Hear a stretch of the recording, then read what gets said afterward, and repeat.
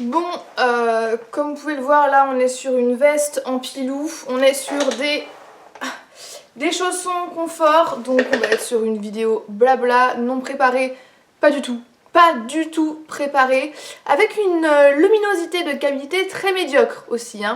Je tiens à le dire, il est 15 h, dehors il fait nuit, on adore. Donc en fait je suis là aujourd'hui pour vous parler de mon expérience, qui n'est d'ailleurs pas finie mais quand même de mon expérience en tout cas, puisque j'ai passé 6 mois déjà aux États-Unis en tant qu'assistante de français et étudiante dans un campus américain. Et en fait je savais pas trop si ça vous intéresserait que je parle de ce semestre là, et puis j'ai fait un sondage sur Instagram et vous avez été une large majorité à dire oui. Donc me voici. Aussi, spoiler alerte, il est fort probable qu'au milieu de certaines phrases françaises, quelques petits mots américains, anglais apparaissent. Je suis désolée, ça va être totalement insup pour vous, mais c'est juste que à ce moment-là, mon cerveau ne trouve pas de meilleurs mots en français, donc du coup il prend dans d'autres langues. Voilà, désolée, ça va être insupportable, mais désolée. Alors déjà, pourquoi je suis partie aux États-Unis? Tout d'abord, il faut savoir que je suis pas partie aux États-Unis pour visiter. C'était pas pour des vacances si vous préférez, puisque je suis partie là-bas pour étudier, pour continuer mes études. Donc je fais actuellement un master en études françaises et francophones, mais le truc c'est que, comme vous le savez très probablement, aux États-Unis, les universités et les études en général, c'est très cher. C'est très cher. La majorité des étudiants sont obligés de passer par des crédits parce que c'est juste hors de prix, donc ça peut aller de 30 000 $ l'année à beaucoup plus. Dans le cas de Syracuse, c'est, en tout cas les frais d'inscription, on va dire ça comme ça, c'est 57 000 $ l'année. Voilà, et vous rajoutez 1 000 $ de sécurité sociale à l'américaine, voilà, donc c'est quelque chose c'est un service qu'on paye en plus et c'est assez cher. Donc je n'ai pas cet argent sur mon compte, la YouTube Money n'est pas encore arrivée à ce stade-là pour moi. Du coup, en fait, ce qui se passe, c'est que ce partenariat donc entre ces deux universités s'arrange pour que nous on puisse partir étudier et que à la fois on puisse enseigner le français à des undergrads. Donc undergrads, il y a pas vraiment de traduction officielle pour ça, c'est des personnes qui sont en licence, si vous préférez, en tout cas qui n'ont pas atteint le niveau master. Donc voilà, moi j'enseigne à des étudiants qui sont en licence, en sachant qu'en Amérique la licence ça peut durer 4 ans, pas comme en France, enfin il me semble pas. Et donc du coup moi j'ai appris en août que j'allais enseigner à des 101, donc des niveaux 101. Niveau 101 c'est débutant, voilà, des personnes qui n'ont jamais entendu parler du français, qui n'ont jamais étudié le français de leur vie. Et donc du coup voilà, moi j'ai été assignée à cette classe là, j'ai une classe de 20, enfin j'avais une classe de 15 étudiants. Et j'avais 4 heures par semaine. C'est un truc assez incroyable aux États-Unis pour les cours de langue. Alors je sais pas vous, mais moi quand j'étais en fac, en France, en licence notamment, quand je prenais italien, on va dire LV2, j'avais 1h30, 2 heures par semaine. Hein. En Amérique, c'est 1 heure par jour. Je devais préparer mes cours la veille à chaque fois pour pouvoir être prête pour mes étudiants, hein, un peu normal, et puis en même temps je suivais des cours de mon côté. C'est un master recherche en fait, c'est un master recherche, donc vous écrivez énormément, vous écrivez des papers, donc des devoirs, on peut appeler ça des devoirs, de 20 pages, vous choisissez un petit peu le sujet de votre choix, selon vos appétences, selon ce que vous avez envie de vraiment de creuser. Maintenant aujourd'hui, si je vais vous faire un bilan donc de ces 6 mois en Amérique, c'est pas facile de faire un bilan d'une période aussi longue parce qu'il s'est passé tellement de choses et à la fois c'est passé très vite. Vraiment, j'ai pas vu ces 6 mois venir. En fait, j'avais vraiment l'impression, mais sans vous mentir, qu'à Syracuse, c'était une sorte de faille spatio-temporelle où genre, t'arrives là-bas, tu poses un pied, t'as l'impression que t'as passé 1 minute et quand tu ressors, quand tu reviens, en fait t'as passé 6 mois. Voilà, c'était vraiment ça. Le temps n'est jamais passé aussi vite depuis que je suis aux États-Unis. Hallucinant. Pour ce qui est de l'acclimatation à une nouvelle culture, à un nouveau pays, une nouvelle langue, etc., ça s'est fait en douceur pour moi. J'étais ultra contente de partir. J'étais plus qu'heureuse de partir. Et en fait, pendant tout le mois d'août, on a eu, parce que je devais arriver là-bas début août, on a eu un programme d'orientation qui faisait justement qu'on était très bien accueillis, qu'on a eu une petite formation à l'enseignement parce que certains d'entre nous n'avaient jamais enseigné en fait. Et voilà, et on a eu pas mal de sorties Et du coup pour moi ça s'est fait assez naturellement, bizarrement. J'ai pas eu de clash culturel. Des personnes m'avaient dit tu verras qu'à un moment donné tu vas avoir le mal du pays. Ça c'est clair, tu vas forcément y passer. Et en fait en août je suis tellement arrivée en mode pampélope que je me suis dit mais jamais j'aurai le mal du pays, genre je suis tellement bien ici, c'est tellement ma place. Et en fait en octobre, ça m'a vraiment heurté de plein fouet. J'ai eu vraiment le mal du pays. Pourquoi? Pas forcément parce que mes repères me manquaient. Je vais pas vous cacher que la nourriture française me manquait, hein, j'en parlerai plus tard, mais ça c'était une sacrée épreuve. Et aussi mes amis me manquaient. Alors vous allez me dire que c'est normal que vos amis vous manquent dans une telle situation, mais en fait c'est pas juste ils me manquaient genre oh, j'ai envie de les voir, c'est vraiment j'avais besoin d'avoir des amis. Parce que j'ai eu énormément de mal à établir des liens durables et fiables avec des gens là-bas. Vraiment. J'ai encore beaucoup de mal à comprendre la dynamique relationnelle qui se passe aux États-Unis. Je ne peux pas parler pour les autres pays, peut-être que c'est pareil pour les autres pays. Mais en fait, ça va être assez fort tout de suite. Ils vont vous prendre dans les bras, bon ça c'est la culture, ça va vous dire ouais il faut absolument qu'on sorte, il faut absolument qu'on se voit, etc. Et derrière il n'y a rien, il n'y a pas de relance. Donc si vous ne les relancez pas, si vous ne leur écrivez pas, il n'y a rien. Voilà, c'est des relations à sens unique. Ça je l'ai vraiment très mal vécu. Je vous avoue que c'est quelque chose que je vis encore pas très bien maintenant parce que je sais que je vais rentrer aux États-Unis, j'aurai pas spécialement d'amis à voir, ou en tout cas que si je rentre c'est moi qui vais devoir les contacter parce que sinon voilà. Et voilà, ça c'est quelque chose, avant de partir j'essayais de m'y préparer mais je m'attendais pas à ce que ce soit à ce point. Voilà, donc si vous désirez partir aux États-Unis ou dans un autre pays, voilà, soyez préparés à ça. Je parlais de la nourriture tout à l'heure, mais élaborons là-dessus. Franchement, si vous êtes comme moi, si vous êtes friande de fromage, de nourriture bien française, vous savez, les plats bien gras, patates, fromage, lardons, les conneries comme ça. Mais vous allez être tellement triste aux États-Unis. Vous allez être tellement triste parce que franchement, au niveau variété de fromage, c'est zéro. En tout cas, voilà, je veux pas faire une généralité des States, hein, parce que je suis largement pas allée partout, mais là où j'étais à Syracuse, je peux vous dire que trouver du bon fromage, c'est très compliqué. Voilà, parce que pour les Américains, à Syracuse, hein, je tiens vraiment à le dire, le fromage, ça va être le cheddar. Donc bon, ils sont mignons, mais ça va bien 5 minutes quoi.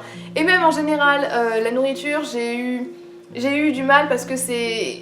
Voilà, c'est pas mes repères, c'est pas mes habitudes, j'ai l'habitude de faire mes petits plats de mon côté avec, ben voilà, j'utilise beaucoup de fromage, beaucoup de crème, des choses comme ça, et donc du coup en fait c'est toute une alimentation qu'il faut revoir. Ça c'est aussi quelque chose à prendre en compte. C'est pas, en fait, partir dans un pays étranger, c'est pas juste se dire ah la bouffe va me manquer, ou juste j'ai peur de pas aimer la nourriture locale. C'est vraiment, il va falloir revoir votre alimentation de A à Z. La manière dont vous cuisinez vos plats, ce que vous mangez, enfin voilà, c'est vraiment... Ça par contre, il y a eu énormément de changements pour moi là-dessus et c'est quelque chose qui en novembre m'a pesé beaucoup parce que à un moment donné, je mangeais toujours les mêmes choses parce que je savais pas quoi cuisiner. Et c'est ce qui s'est passé pour moi et du coup à la fin, bah pâte au beurre les gars, voilà, pâte au beurre. Pour ce qui est des prix, moi j'ai été un petit peu surprise du prix de la vie là-bas, vraiment. Notamment quand j'ai été faire les courses. Je me souviens, c'était le premier jour où je suis arrivée, c'était un soir. Premier soir, je suis arrivée à Syracuse, il fallait bien que je remplisse un minimum le frigo. J'avais de la chance parce que le magasin qui est juste à côté de chez nous est ouvert 24 heures sur 24, donc j'étais arrivée tard mais j'ai pu quand même faire les courses. Mais les prix... choquée. Tout ce qui est par exemple produits hygiéniques pour femmes. Voilà, donc serviettes, tampons, par exemple un paquet de tampons, genre tampons Tampax, voilà, normaux, vous allez payer ça 7 $. Je crois que j'allais pleurer. Les serviettes c'est pareil, c'est ultra cher. Pour ce qui est par exemple du papier toilette aussi, 10 $. Le pack, en fait, comme on a en France, hein, genre entre 8 et 10 $. Et du coup ça me fait penser à un truc. Ça c'est quelque chose vraiment, il faut s'y habituer, mais quand ça nous arrive on est un peu surpris. Il faut montrer sa carte d'identité ou alors dans mon cas votre passeport tout le temps à partir du moment où vous voulez acheter de l'alcool ou des cigarettes. Et automatiquement on me demande mon passeport. Automatiquement. Alors bien sûr j'ai eu le droit à des petites remarques en mode ah bah dis donc vous faites pas votre âge, hein, on dirait que vous avez 18 ans. Sympa, toujours appréciable. Mais ça n'arrive pas qu'à moi parce qu'en fait la mère de ma coloc est venue lui rendre visite à Thanksgiving, pour les vacances de Thanksgiving. Elle a voulu s'acheter, la mère de ma coloc, hein, elle a voulu s'acheter un paquet de cigarettes ou une bière je crois. On lui a demandé son passeport. Je trouve ça absolument hilarant quoi. Et donc du coup la grande question, le débat finalement qu'on se pose tous, c'est à partir de quand on arrête de nous demander notre passeport. Est-ce qu'il faut avoir des rides, les cheveux blancs, je sais pas, mais j'aimerais savoir. Justement avec le fait de fumer et les cigarettes, il faut savoir qu'aux États-Unis ça ne fait pas du tout partie de la culture. C'est-à-dire que fumer c'est presque mal vu et c'est réservé aux personnes qui font partie, généralement, des classes sociales inférieures. C'est quelque chose que j'ai remarqué, qui m'a beaucoup surprise. Mon campus, par exemple, est un campus sur lequel il est interdit de fumer. Mais attention, quand je vous parle de mon campus, il fait la taille de mon village. C'est énorme. Donc en gros, si vous êtes vraiment fumeur, vous ne pouvez pas fumer de toute la journée, parce que pour sortir du campus, ça voudrait dire qu'il faut marcher au moins 30 minutes pour pouvoir être hors du campus et ne plus être hors la loi, du coup, vu que c'est interdit. Et c'est cet aspect un peu contradictoire, moi, qui m'a vraiment marqué, et j'en ai parlé d'ailleurs avec des Américains qui étaient d'accord avec moi, c'est qu'ils sont soit noirs, soit blancs. Il n'y a pas d'entre-deux, en fait, c'est soit droite, soit gauche. Ils ont été capables d'avoir Barack Obama comme président, maintenant ils ont Trump, quoi. Deux extrémités totales. La cigarette, c'est caca, c'est banni, c'est dangereux. Mais d'un autre côté, en début d'année, on nous montre des vidéos sur le port d'armes, qui est légal, vous voyez. C'est genre, il n'y a pas de demi-mesure aux États-Unis, c'est les extrêmes. Donc c'est la nourriture aussi très grasse, extrêmement grasse. Tout est plus sucré qu'ici. Genre, ils mettent plus de sucre partout. C'est hallucinant. Et d'un autre côté, c'est les pros du régime. C'est les pros du régime. Vous allez n'importe où, au restaurant, en course, dans un bar, peu importe, vous aurez automatiquement le nombre de calories que contient le plat que vous allez choisir, ou l'ingrédient, ou l'aliment que vous allez acheter. Vous voyez? C'est vraiment... Voilà, c'est la manière dont les États-Unis sont, et c'est pas du tout à moi de juger, c'est juste que c'est un constat que je fais, et je trouve ça vraiment drôle, quoi. Les sorties. Alors ça c'est vraiment... Et j'ai même une anecdote pour vous. Alors il faut savoir que quand j'étais en France, moi j'aimais bien sortir avec mes potes, ça m'arrivait. Donc quand je dis sortir, c'est on se fait un petit before entre filles, on sort en boîte, et après on peut revenir vers 4-5 heures du matin, voilà, ça nous arrive. Aux États-Unis, si vous voulez sortir, faites-le vite. Faites-le vite parce que tout ferme à 2 heures du matin. Voilà, comment vous dire que 2 heures du matin c'est la fin du before et après on sort. La soirée ne fait que commencer. Eh bien non, en tout cas à Syracuse, mais il me semble que c'est pareil dans beaucoup d'autres états aux États-Unis, tout ferme à 2 heures du mat. Voilà, donc après je sais pas trop comment font les gens, est-ce qu'ils se font des soirées chez eux, tout ça, je sais pas. Et donc la dernière fois je parlais avec un pote américain et je me suis un peu moquée de lui, mais j'aurais pas dû, mais c'était tellement drôle. C'est que il racontait son anniversaire, ou je sais pas, il parlait d'une de ses soirées et il a dit ouais franchement c'était une bonne soirée, une grosse soirée, et on a même fini à 6 heures du mat, quoi, vous vous rendez compte? Et moi là j'ai pas pu m'empêcher, j'ai pouffé de rire en mode waouh, incroyable, 6 heures du mat les gars, ouf ouf, on se calme. Parce qu'en fait pour eux c'est tellement pas habituel de finir de faire la fête à 6 heures du matin que quand ils le font, bah ils le mentionnent, quoi. Bon, je me suis moquée de lui, j'aurais pas dû, d'ailleurs je pense qu'il l'a pas très bien pris, mais voilà, ça m'avait fait un peu rire quand même. Le système éducatif est tellement différent. Ça n'a rien à voir, c'est vraiment le jour et la nuit, la France et les États-Unis. Pour ce qui est de l'administration, déjà ils sont sympas, alors ça change, je vais vous dire, beaucoup mieux organisé, ouvert beaucoup plus longtemps. Ensuite, dans l'université dans laquelle je suis, il y a énormément de sensibilité autour de thématiques sur la sexualité, le harcèlement sexuel, le racisme, la diversité, les minorités ethniques, etc. J'ai eu beaucoup de séminaires en août justement sur comment gérer des classes hétéroclites avec une personne par exemple qui va voter Trump et une autre qui sera à l'opposé. J'ai eu 2 séminaires à faire sur le harcèlement sexuel, si j'en suis victime, si quelqu'un d'autre dans mon entourage en est victime, si moi-même je l'inflige à quelqu'un, comment faire, quels sont les moyens pour en parler, pour que cela cesse, etc. Il y a eu, alors c'était vraiment bien ça, la dernière fois, c'était il y a quelques mois, je suis arrivée sur le campus, campus déjà qui est magnifique, qui est très bien entretenu.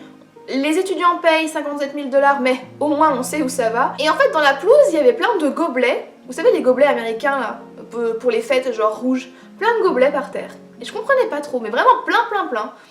Et en fait il y avait des pancartes un peu partout, avec par exemple le 50, je dis n'importe quoi, 50% du harcèlement ou de viol se passe à cause de l'alcool, voilà. Et c'était que des chiffres comme ça pour sensibiliser les jeunes par exemple, et dans ce cas-là c'était vraiment pour dire l'alcool n'est pas une raison pour avoir un rapport sexuel avec quelqu'un, parce que c'est pas spécialement consenti. Mais après encore une fois ça va vraiment avec la culture. En France on a vraiment on a le sens du rire de tout. Ici c'est possible. Charlie Hebdo en est la preuve incarnée. On se moque des religions, on se moque des minorités, on se moque de plein de choses ici. Et on joue avec le politiquement correct. Aux États-Unis c'est très différent. Aux États-Unis on fait pas ce genre de blagues. Aux États-Unis on fait rarement ce genre des remarques sur bah tiens les prêtres blablabla, enfin vous voyez ce que je veux dire. Voilà, ça c'est vraiment, ils sont beaucoup plus sensibles là-dessus. Et c'est quelque chose, je dois vous avouer, avec laquelle je m'identifie beaucoup plus, parce que je suis pas du tout le genre de personne qui pense qu'on peut rire de tout. Voilà, peut-être que ça va en étonner plus d'un. Mais voilà, selon moi, on ne peut pas rire de tout, ce n'est pas possible. Et aux États-Unis en tout cas, ils sensibilisent justement vachement là-dessus. Faites attention à ce que vous dites, parce que même si pour vous ça ne veut rien dire, même si pour vous c'est drôle, le racisme ordinaire ça commence de là. Ça commence par des petites réflexions qu'on lance comme ça, qui peuvent sincèrement blesser les gens, et aux États-Unis ils sensibilisent les gens par rapport à ça. Après en matière d'éducation c'est clair que ça n'a rien à voir. Je veux dire, vous payez 57 000 €, on va convertir ça en euros, allez 55 000 € pour une université, vous avez un suivi. Les élèves sont choyés de ouf.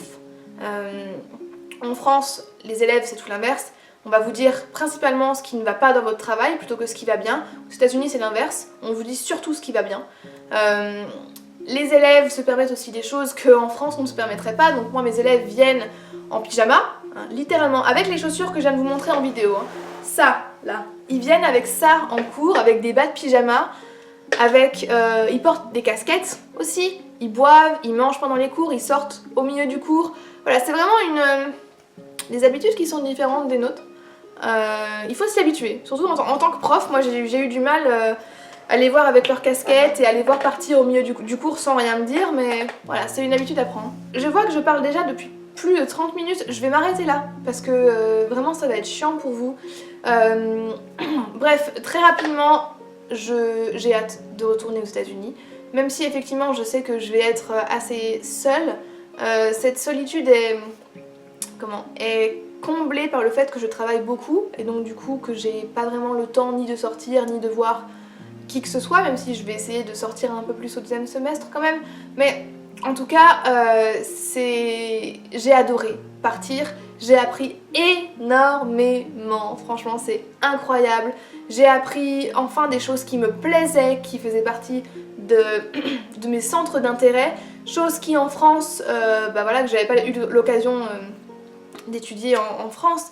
Et oui, et j'ai hâte de repartir vivre à Syracuse, de retrouver mes étudiants, parce que mes étudiants, c'est mes bébés, c'est mes enfants en fait, je les aime d'amour. Je les aime trop, avec mes étudiants ça s'est super bien passé, j'avais vraiment peur d'enseigner à des premières années, mais là, c'était vraiment génial, je pouvais pas rêver mieux en tant qu'étudiant, on rigolait à chaque cours, enfin c'était vraiment super. Et oui, et après voilà, j'aime bien le fait de pouvoir parler anglais, l'anglais c'est une passion pour moi, et ça me plaît, voilà, tout simplement ça me plaît. Et en tout cas ce semestre m'a appris que je ne suis pas perdue finalement dans mon avenir. Je pense que je vais continuer la recherche et que ça aboutira peut-être, si Dieu veut, à un doctorat, voilà. Donc je ferai candidature l'année prochaine de toute façon pour faire un doctorat aux États-Unis. Mais voilà.